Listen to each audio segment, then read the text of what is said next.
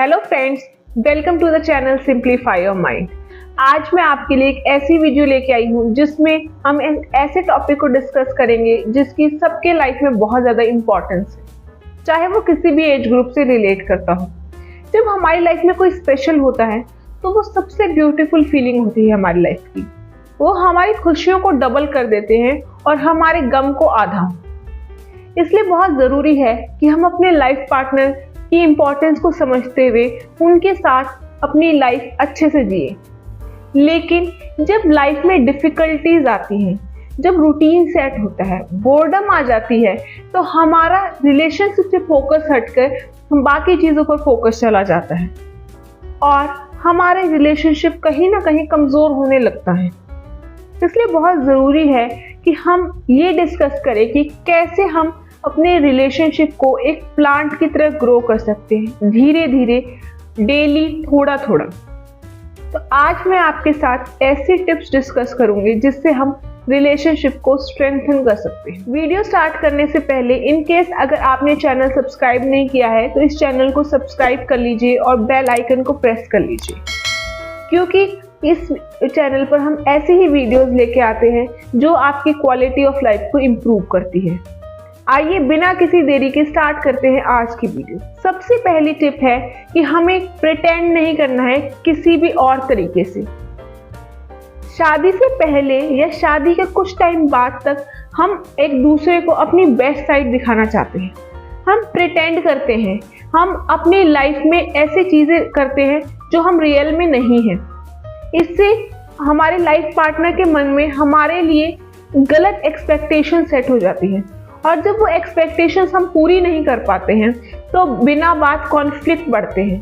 इसलिए बहुत ज़रूरी है कि हम अपनी कन्वर्सेशंस में बिल्कुल रियल रहें, जैसे हम हैं वैसे ही हम बिहेव करें और कुछ दिखाने की कोशिश ना करें।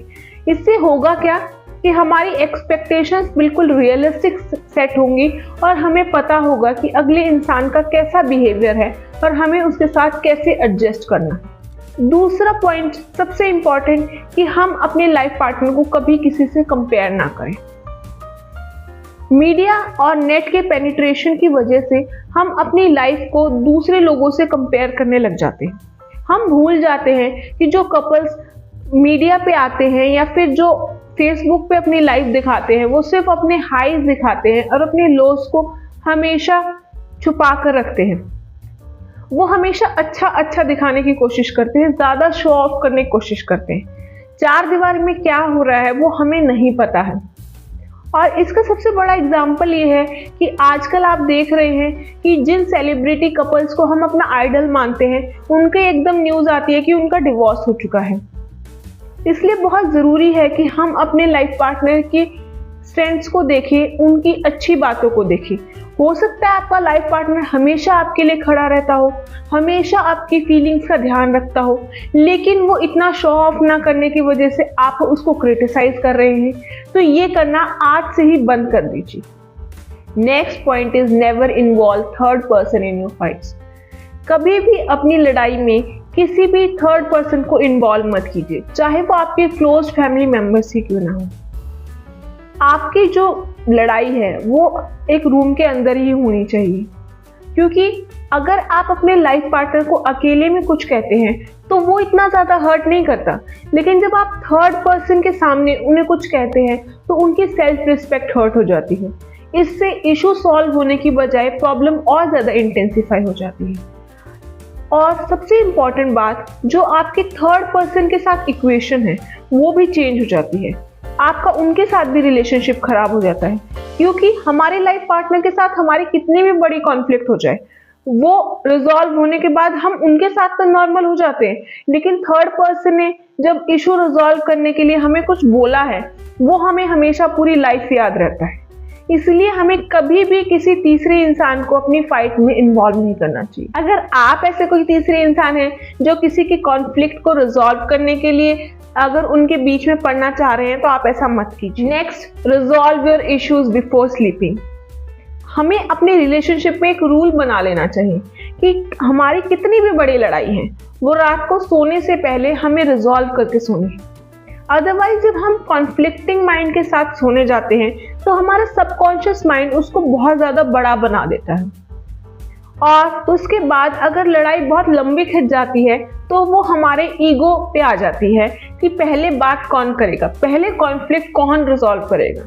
तो इससे पहले कि ईगोज इन्वॉल्व हों, हम अपने इशू को अच्छे से रिजॉल्व करें। नेक्स्ट पॉइंट है एप्रिशिएट योर लाइफ पार्टनर। हम गलती ये करते हैं कि जब हम अपने लाइफ पार्टनर को एप्रिशिएट करते हैं, वो तो हम प्राइवेटली करते हैं, लेकिन जब हम उसको क्रिटिसाइज करते हैं तो हम उसको पब्लिकली करते हैं, जिनसे उनकी सेल्फ रिस्पेक्ट हर्ट हो जाती है और रिलेशनशिप खराब हो जाता है। हमें उनको अप्रिशिएट करना चाहिए। हमें लगता है कि अगर हम उनको अप्रिशिएट करेंगे तो वो कहीं ना कहीं ईगोस्टिक हो जाएंगे, पर आप अपने ऊपर रख के सोचिए कि जब आपको कोई अप्रिशिएट करता है तो आपको कितना अच्छा लगता है। इसलिए थोड़े से एक्सप्रेसिव बनिए और अपने लाइफ पार्टनर को अप्रिशिएट कीजिए और उनको स्पेशल फील कराइए। लेकिन जब आप उनको क्रिटिसाइज करना है तो आपको उनको बिल्कुल प्राइवेटली क्रिटिसाइज करना है, ताकि उनकी सेल्फ रिस्पेक्ट हर्ट ना हो और वो समझ सके कि आपको उनसे क्या प्रॉब्लम है और वो उसको अच्छे से रिजॉल्व कर सके।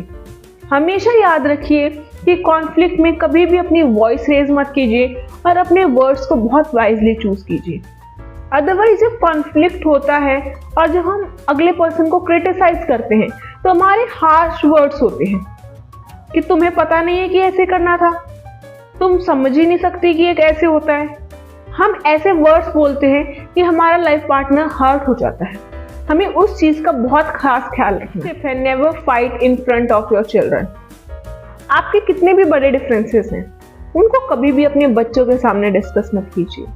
ये आपके पार्टनर के साथ आपका रिलेशनशिप ही वीक नहीं करेगा, बल्कि आपके बच्चे की नज़रों में आपके पार्टनर की रिस्पेक्ट भी कम हो जाएगी, जिससे हमारे घर की हार्मनी डिस्ट्रॉय हो जाएगी। इसलिए बहुत ज़रूरी है कि हम बच्चों को इन सब चीज़ों से दूर रखें। Next, give freedom to your life partner. हमें अपने लाइफ पार्टनर को फ्रीडम देनी है अपनी लाइफ में, वो चाहे जो भी करना चाहते हैं। उनकी लाइफ चॉइसेस को हमें हमेशा रिस्पेक्ट करनी है, जिससे वो एक हैप्पी और सेटिस्फाइड लाइफ लीड करेंगे। अदरवाइज अगर वो अपनी प्रोफेशनल लाइफ और अदरवाइज भी अगर वो फ्रस्ट्रेटेड है तो वो फ्रस्ट्रेशन कहीं ना कहीं हमारे रिलेशनशिप में भी ट्रांसफर होगी और उससे हमारा रिलेशनशिप भी सफ़र करेगा। इसलिए बहुत ज़रूरी है कि हम अपने पार्टनर को ग्रो करने में हेल्प करें। Next is make the other person special. एक बहुत ही इंटरेस्टिंग रिसर्च हुई है जिसमें 4000 कपल्स पर रिसर्च हुई और इसमें बताया गया कि अगर हमें एक कॉन्फ्लिक्ट को कंपनसेट करना है तो हमें उनके लिए 5 स्पेशल चीज़ें करनी होंगी। इससे हमारी मेमोरीज अच्छी ज़्यादा गैदर होंगी।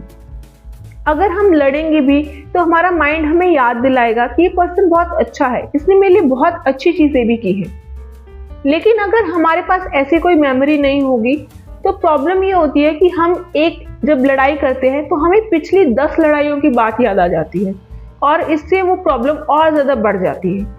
इसलिए हमें अपने रिलेशनशिप का बैंक अकाउंट हमेशा पॉजिटिव में रखना। देखते हैं आज हमने वीडियो में क्या क्या सीखा।